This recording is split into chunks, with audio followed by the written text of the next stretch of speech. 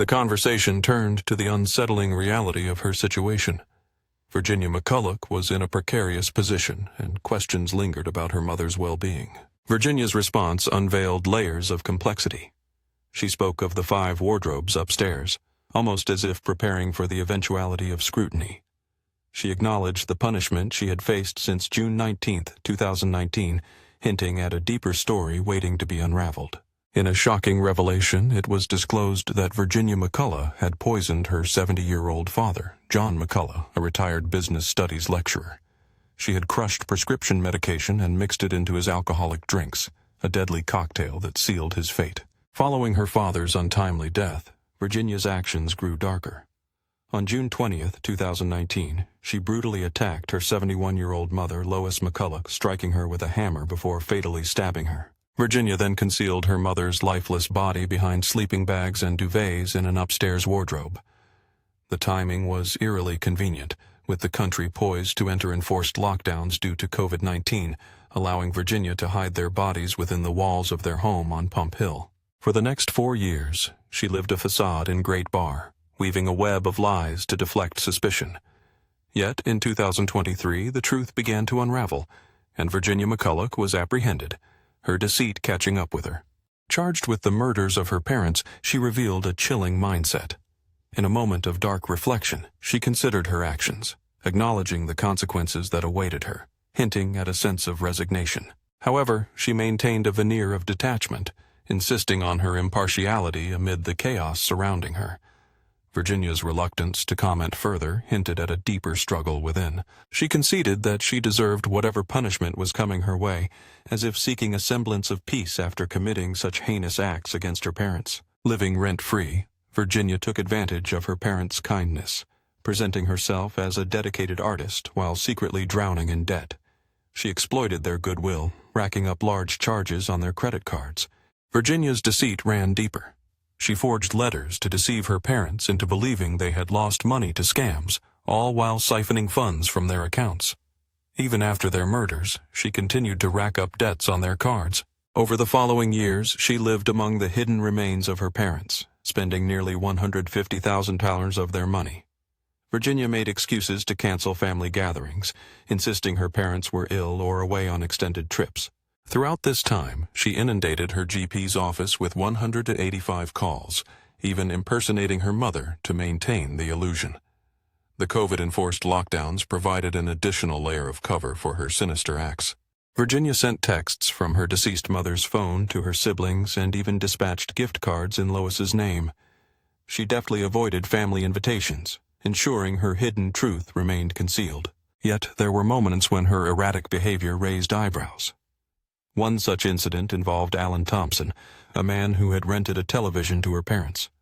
When Virginia abruptly canceled the rental, it set off alarm bells, prompting a visit to retrieve the television. Virginia McCulloch stood firm, denying access to the authorities. She claimed that the television was already waiting by the front door.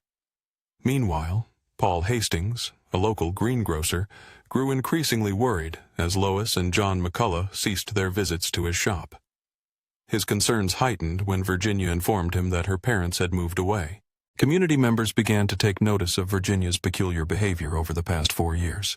They observed her frequenting shops multiple times a day, only to vanish for weeks at a time. In a strange twist, Virginia even feigned a pregnancy, crafting a fake bump beneath her clothing. A neighbor described her as having a dark sense of humor, noting that her curtains were perpetually drawn. In September 2023, a general practitioner grew concerned for the welfare of Lois and John. The doctor had not seen the couple in some time and noted that John had neglected to collect his medication or attend scheduled appointments. The physician alerted the safeguarding team at Essex County Council about his growing concerns, which led to the initiation of a missing persons investigation. During this time, Virginia deceived the police, asserting that her parents were away on a trip and would return in October 2023. However, the officers' suspicions led to the case being classified as a murder inquiry. The police obtained a warrant to search the McCullough family home on Pump Hill. On September 15, 2023, Essex police forcefully breached the back door of the property on Pump Hill. Inside, they quickly apprehended 36-year-old Virginia. As she was handcuffed, she complied with their requests. "Yes, the time is 12:12. You're under arrest on suspicion of murder." The officers informed her that the charges were against Jonathan McCullough and Lois McCullough, explaining her right to remain silent, yet warning that silence could harm her defense. They sought to understand if there was anything significant she wished to disclose. Virginia insisted there was indeed something important she needed to share. "Can I take you to it?" she asked, but the officers insisted she relay the information without delay. "Yes, I want to tell you," she replied. "It's about what's upstairs. I need to explain." Leading them into the kitchen, Virginia revealed the location of her parents. My dad's in there, right? Okay. She elaborated. "Upstairs, there are about 5 wardrobes. It's a bit more complicated than that." Virginia continued. "It's behind the bed at the back next to the sink. That's the second one." Then, in a chilling revelation, she confessed to her father's murder. "I slipped 5 of those into his drink. There were about 2 or 3 drinks that I bought downstairs." She explained how her father hadn't consumed all of the drinks, likely only half of 2. "When I went in that morning," she recounted the early hours, stating, "I woke up about half an hour early, around 6 o'clock in the morning, and he was gone." After providing a detailed account of the events, the police had Virginia sign a statement confirming her confession. "I knew this would kind of come eventually," she admitted, a grim acceptance of her fate. In a moment of chilling clarity, Virginia McCullough reflected on her actions, asserting that she had served her punishment. The officer leaned in, prepared to delve deeper, stating, "Virginia, I'm going to ask you this. Based on what you just shared, here's a significant comment I've documented." Virginia's demeanor shifted as she recalled the events, revealing that she had made an undercover confession during her arrest.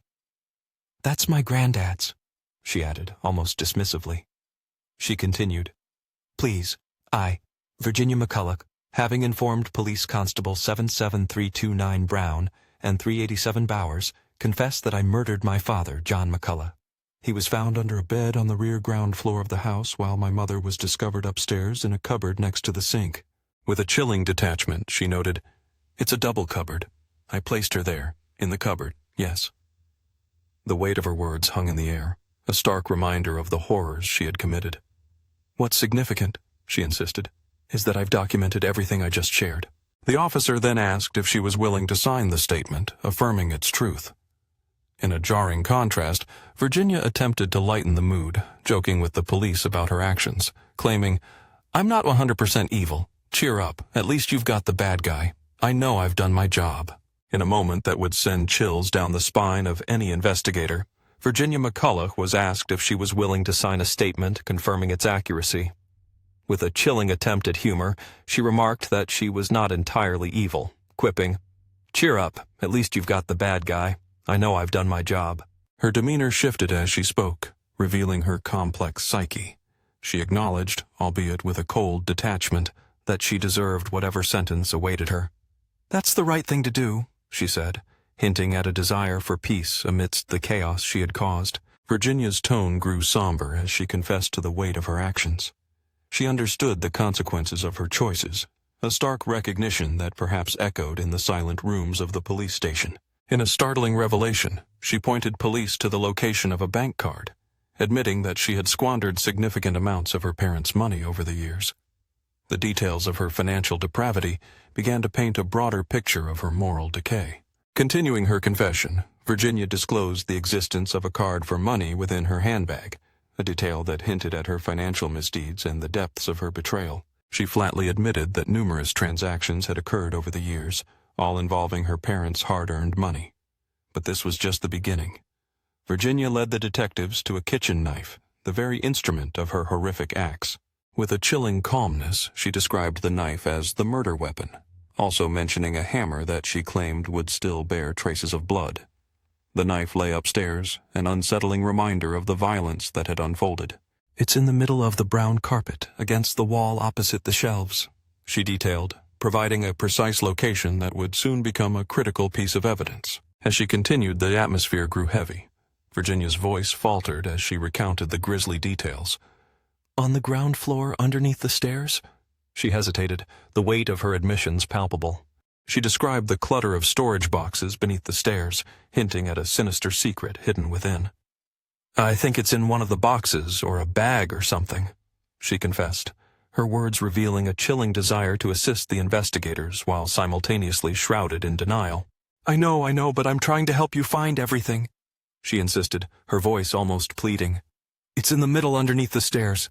It will still have blood on it." Virginia McCulloch was subsequently transferred to HMP Peterborough, where she awaited her trial. On June 4, 2024, she admitted to 2 counts of murder at Chelmsford Crown Court, leading to her remand in custody. Prosecutors sought a whole life order, arguing that her crimes were not just premeditated but executed with chilling precision. The prosecuting counsel asserted that there was a Plan B in place should Plan A fail.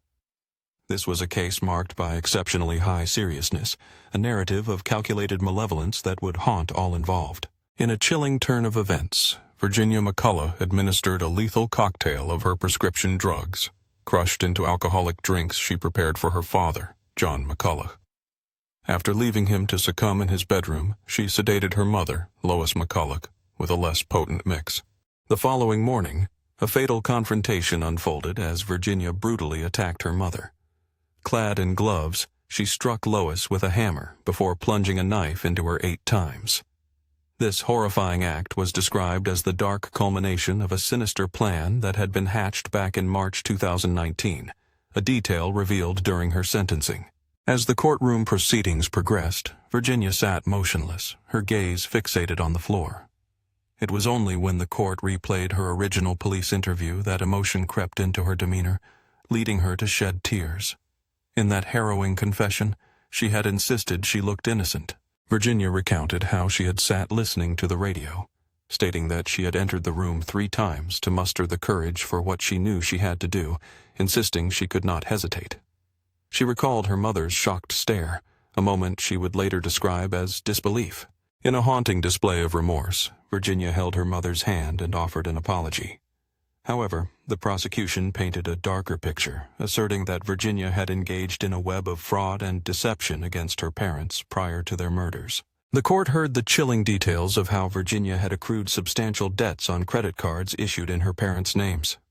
Even after their deaths, she continued to exploit their pensions, racking up a staggering $135,998, with an additional $7,800 charged to their credit cards. Virginia had deceived her parents into believing she was gainfully employed, fabricating a narrative of financial independence. In a poignant email to a friend, her mother, Lois, expressed hope for Virginia, writing, "I do hope Jen gets her full salary. Keep your fingers crossed for us." As the youngest of John and Lois's 5 children, Virginia was viewed by her siblings as socially awkward and a compulsive liar. Statements from her family members echoed through the courtroom, with one sibling lamenting, "Your lies about our parents' actions and their whereabouts made it seem as if they didn't value seeing us. You have left a hole in my heart forever, and a piece of me died with them the day you took them from us." Another sibling expressed the horror of the situation, describing it as a living nightmare, from which I will never wake up. The haunting thoughts of whether my parents suffered and if they were taunted torment me. Another sibling confessed to feeling sick to their core every day, stating, "We have been cruelly robbed of more loving memories and bonds with our mom and dad for years to come. How dare Virginia rob us of that life? So many lies have been told to cover the horrific truth that she had murdered our loving mom and dad." Lois's brother added his voice to the chorus of grief. He condemned Virginia, asserting, "Virginia has spread many lies and stories to cover her murders. It undermines my faith in humanity. I still have letters sent to me. I know now that some of the contact I believed to be from Lois and John was not them. Some moments and conversations I believed I was having were not true. There are precious times with Lois and John I will miss out on because of the wicked act of their own daughter. Virginia is dangerous, and my biggest fear is she will plan something." As she is manipulative and now has a lot of time to plan. The defense, however, began their statements by asserting that nothing they say is intended to detract from the profound loss of dear parents, grandparents, and siblings. In a poignant moment before the court, defense attorney Christine Agnew, KC, asserted that this was not a case warranting a whole life order. Virginia McCullough, the perpetrator, wanted the court to understand that she recognized the necessity of punishment for her heinous actions. The defense sought to clarify that while Virginia was not using her autism as an excuse for her behavior, it did offer some context. Agnew explained that Virginia suffered from paranoia and had engaged in self-harming behaviors during her time living with her parents. Agnew emphasized that Virginia was acutely aware of the pain she had inflicted upon her siblings, acknowledging the profound damage that rendered them unlikely to recover. She noted that Virginia had cooperated fully with authorities throughout the investigation. Virginia had made full admissions to her offenses from the very moment police arrived at her doorstep. During the sentencing on October 11, 2024, as Judge Christopher Morgan presided over the proceedings, Virginia stood before him, emotionless, a stark contrast to the gravity of her actions. Judge Morgan articulated his belief that Virginia's offenses were marked by a significant degree of premeditation and planning. He described her as having spun an elaborate web of deceit that persisted for over 4 years, a deception that would unravel in the most tragic of ways. Over 3 months, Virginia had amassed a substantial supply of prescription drugs. In May 2019, she purchased a knife and tools to crush and separate tablets, acts he categorized as aggressive, born from months of careful thought and scheming. The judge's voice was steady but filled with gravity as he recounted the harrowing details of her actions. He stated that Virginia had drugged her father's drink just 2 days before the murders, using him as a test subject for her deadly intentions. He pointed out her primary plan to use the drugs for their deaths, with a backup plan to resort to weapons if the drugs failed. Judge Morgan reminded Virginia that her parents had every right to feel safe in their own home, to feel secure in the presence of their daughter.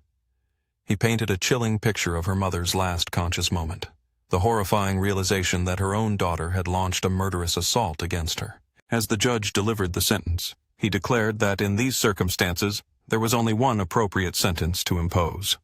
However, he acknowledged that consideration had to be given to the minimum term.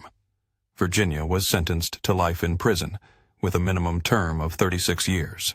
Mr. Justice Johnson stated that Virginia would not be subject to a whole life order, taking into account her guilty pleas and candid admissions to the police. He noted that having already spent some time on remand, she had 34 years and 341 days remaining before she could be considered for release under her life sentence for murder. Following the sentencing, Detective Superintendent Rob Kirby of Essex Police spoke to the gathered press, condemning Virginia McCullough for her cold-blooded actions. He described her meticulous planning and execution of the murders, emphasizing the lengths she went to in order to conceal her crimes for as long as possible. Kirby characterized the calculated nature of her actions as indicative of someone who had carefully plotted the murder of her parents in the interest of self-preservation and personal gain. He highlighted the chilling reality that she had lived mere meters away from the bodies of her 2 victims for years following the brutal acts. Throughout the investigation, law enforcement painted a portrait of Virginia's extensive levels of deceit, betrayal, and fraud, revealing a shocking and monumental scale of manipulation. Kirby described her as a master of lies, exploiting the goodwill of those closest to her, and ultimately branding her an intelligent manipulator. The revelations surrounding Virginia McCullough unfolded on a shocking and monumental scale. She had lied about nearly every aspect of her life, maintaining a facade that deceived those closest to her. An intelligent manipulator, she exploited her parents' goodwill, casting a dark shadow over her existence. In a chilling act of betrayal, Virginia McCullough chose to extinguish the lives of her parents without a second thought. The aftermath of her actions left scars on those who loved John and Lois McCulloch, who could never have anticipated such a horrific turn of events. The family of John and Lois was left reeling, utterly devastated by the betrayal and loss. They struggled to grasp how Virginia, whom they once trusted, could commit such unspeakable acts before entangling herself in a web of deceit that would ultimately unravel. Each day, the absence of John and Lois weighs heavily on their hearts. In a heartfelt tribute, their family expressed gratitude to the police for their relentless pursuit of justice. They stated their appreciation for the efforts of Essex Police, who worked tirelessly to uncover the truth. The family expressed their sincere thanks to the major investigation team for their unwavering dedication in seeking justice for their beloved parents, and acknowledged the invaluable contributions of various specialist services throughout the investigation. In their statement, they reflected on the character of their father, describing him as caring and hard-working, with an unwavering passion for education and writing. His career in university education spanned many years, marked by a commitment to nurturing young minds. John cherished a variety of hobbies, particularly golf and snooker. As they remembered him, laughter filled their memories, recalling the countless jokes he shared, bringing joy to their lives. Lois, in contrast, was the epitome of kindness, caring deeply for everyone around her. Lois found delight in her grandchildren and nurtured friendships across the globe through her pen pal hobby, some spanning decades. Her passion for history and interest in the royal family were just a few aspects of her vibrant personality. Together, John and Lois cherished their trips to the seaside, enjoying long walks and exploring various attractions. Their love for the coast was palpable, and they dreamed of retiring by the ocean, a testament to their shared joy in life. Family was everything to them. They reveled in the time spent with loved ones. The loss of their parents left an irreparable void, leaving the family heartbroken and forever changed. Taken from them in such a cruel manner, they now strive to carry on, clinging to the happy memories that once filled their lives with laughter and love. John and Lois McCullough will forever remain in their hearts, cherished and missed beyond measure. Virginia's actions, marked by cruelty and selfishness, exploited the kindness and love of her parents. The brutal murders she committed were shrouded in lies that ultimately ensnared her, leading to a reckoning she could not escape. Her punishment, a life sentence, serves as a grim reminder of the tragedy. The hearts of Lois and John's friends and family ache for their loss, yet they hope this sentencing brings some semblance of closure. Rest in peace, Lois and John McCullough.